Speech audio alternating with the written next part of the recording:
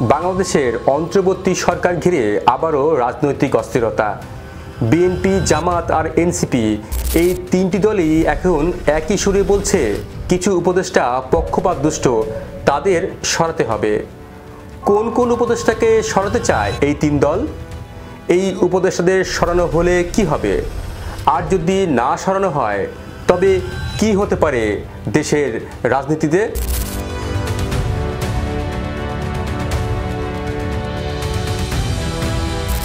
অন্তর্বর্তী সরকারের শুরু থেকেই উপদেষ্টাদের ঘিরে নানা প্রশ্ন। প্রধান উপদেষ্টা ডক্টর মোহাম্মদ ইউনূস যখন দায়িত্ব নেন তখন ঘোষণা দিয়েছিলেন তার উপদেষ্টারা হবেন দল নিরপেক্ষ, দক্ষ আর নৈতিকতার অধিকারী মানুষ। কিন্তু বাস্তবতা এখন তার ঠিক উল্টো ছবি দেখাচ্ছে। প্রথমে এই তালিকাকে ভারসাম্যপূর্ণ বলা হয়েছিল, কিন্তু এখন সেই আস্থা কেটে যাচ্ছে প্রতিদিনের অভিযোগে। বিএনপির অভিযোগ সবচেয়ে জোরালো। গত 23শে অক্টোবর প্রধান উপদেষ্টার সঙ্গে বৈঠকে কয়েকজন উপদেষ্টাকে সরিয়ে দেওয়ার দাবি তুলেছে দলটি। বিবিসি বাংলার প্রতিবেদনে বলা হয়েছে বিএনপি সরাসরি 3 জন উপদেষ্টার অপসারণ চেয়েছে। তারা হলেন জ্বালানি উপদেষ্টা ফাউজুল করিম খান, স্থানীয় সরকার উপদেষ্টা আসিফ মাহমুদ সজীব ভুঁইয়া এবং তথ্য উপদেষ্টা মাহফুজ আলম। তাদের অভিযোগ এরা নাকি বিশেষ একটি দলের পক্ষে কাজ করছেন, অন্তর্বর্তী সরকারের নিরপেক্ষ ভাবমূর্তি ক্ষুণ্ণ করছেন। এর পাশাপাশি বিএনপি চায় প্রধান উপদেষ্টার বিশেষ সহকারী খোদাবক্স চৌধুরী এবং মন্ত্রিপরিষদ সচিব শেখ আব্দুর রশিদকেও সরিয়ে দিতে। এটাই প্রথম নয়। এর আগে 24শে মে যমুনায় প্রধান উপদেষ্টার সঙ্গে বৈঠকে লিখিতভাবে নিরাপত্তা উপদেষ্টা খলিলুর রহমান এবং 2 জন ছাত্র উপদেষ্টা আসিফ মাহমুদ সজীব ভুঁইয়া এবং মাহফুজ আলমকে বাদ দিতে বলেছিল বিএনপি। কিন্তু ডক্টর ইউনূস সেই দাবি উপেক্ষা করেছিলেন।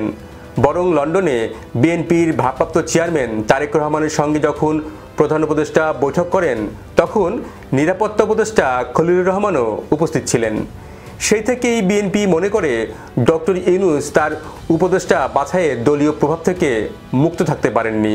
বিএনপির মতো জামাতও কিছু উপদেষ্টার বিরুদ্ধে অভিযোগ তুলেছে।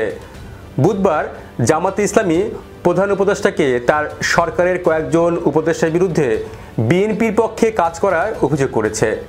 তাদের বক্তব্য, সরকারের কিছু উপদেষ্টা ইসলামী দল ও দক্ষিণমুখী রাজনীতির বিরুদ্ধে ষড়যন্ত্র করছেন। কোন কোন উপদেষ্টা ষড়যন্ত্র করছেন তাদের নাম আনুষ্ঠানিকভাবে প্রকাশ করেনি জামাত। তবে বিবিসি বাংলার প্রতিবেদন বলছে অর্থ উপদেষ্টা ডক্টর সালাউদ্দিন আহমেদ সহ কয়েকজন উপদেষ্টার বাদ দেওয়ার কথা বলেছে জামাত। এনসিপিও নীরব থাকেনি।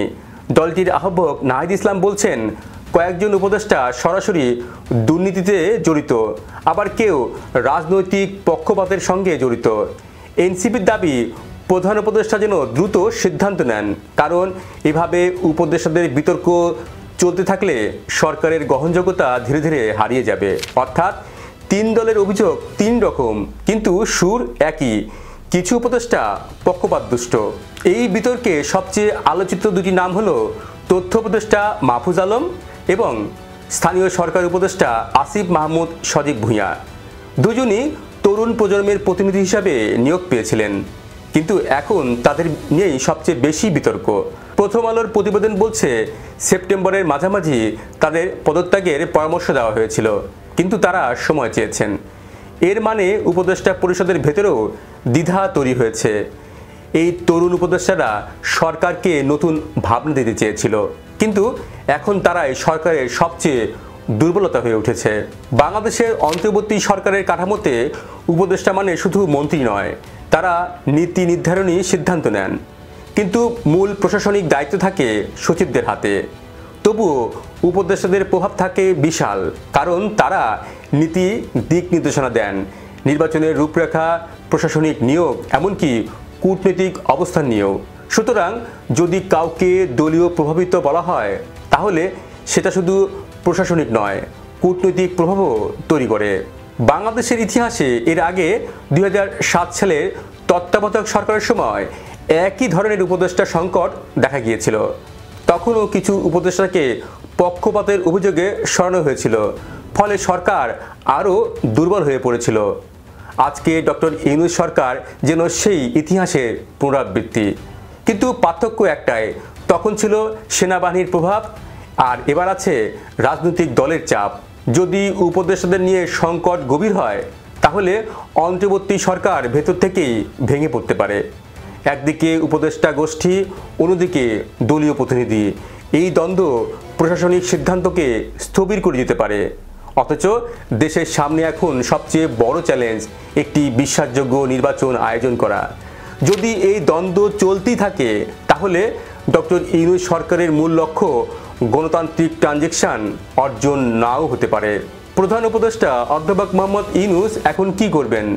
তিনি এখন এমন এক অবস্থায় দাঁড়িয়ে আছেন যেখানে প্রতিটি সিদ্ধান্তের রাজনৈতিক মূল্য আছে। ধরা যাক ডক্টর ইউনূস কয়েকজন উপদেষ্টাকে সরিয়ে দিলেন, তাহলে কি হবে? প্রথমত, রাজনৈতিক দলগুলোর আস্থা কিছুটা ফিরবে, কিন্তু সরকারের অভ্যন্তরে অস্থিরতা বেড়ে যাবে।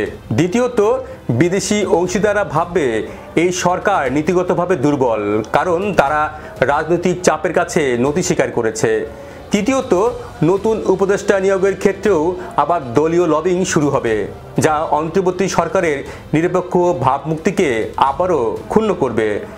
একজনকে সরালে বিশ্বাস ফিরে আসবে না, বরং প্রশ্ন উঠবে কাকে রাখা হচ্ছে আর কাকে রাখা হচ্ছে না। ডক্টর ইউনূসের সরকার গঠনের মূল লক্ষ্য ছিল একটি নিরপেক্ষ নির্বাচন আয়োজন, যেখানে সব দল অংশ নেবে এবং প্রশাসন রাজনৈতিকভাবে প্রভাবমুক্ত থাকবে। কিন্তু এখন সেই সরকারের মধ্যে দলীয় প্রভাবের অভিযোগ উঠছে। অন্তর্বর্তী সরকারের জন্য এটি একটি ভয়াবহ সংকেত, কারণ একবার আস্থা হারালে সরকারের সব ভালো উদ্যোগও প্রশ্নবিদ্ধ হয়ে যাবে। ডক্টর ইউনূস এখন তিন দিক থেকে চাপের মুখে। এক, রাজনৈতিক চাপ। বিএনপি, জামাত এবং এনসিপি কয়েকজন উপদেষ্টা পদত্যাগ চেয়েছেন। দুই, প্রশাসনিক চাপ, অর্থাৎ অভ্যন্তরীণ বিভক্তি এবং কার্যক্রমে বাধা। এবং তিন, আন্তর্জাতিক চাপ, গণতান্ত্রিক প্রক্রিয়া রক্ষার তাগিদ। এই তিন দিকের ভারসাম্য ঠিক করবে বাংলাদেশের আগামী নির্বাচনের নিরপেক্ষতা কতটা বজায় থাকবে। রাজনীতি কখনো শূন্যতায় টিকে থাকে না। যখন নেতৃত্বে বিশ্বাসের সংকট দেখা দেয় তখন সবচেয়ে শক্তিশালী প্রশাসনও নীরবে ভেঙে পড়ে। আজকে তাই বড় প্রশ্ন, ডক্টর ইউনূস কি সরকারের ভেতরের ফাটল মেরামত করতে পারবেন, নাকি উপদেষ্টাদের বিতর্ক হবে তার সরকারের বড় ব্যর্থতা? রাজনীতির মঞ্চে সময় কখনো থেমে থাকে না। অন্তর্বর্তী সরকার বাঁচবে না ভাঙবে তা নির্ভর করছে উপদেষ্টাদের ভাগ্যের উপর। আপনি কি তাই মনে করেন? জানান আপনার মতামত। ভিডিওটি শেয়ার করুন, লাইক দিন, আর সম্ভব হলে আমাদের চ্যানেলটি সাবস্ক্রাইব করুন। আর এতক্ষণ আমাদের সঙ্গে থাকার জন্য ধন্যবাদ।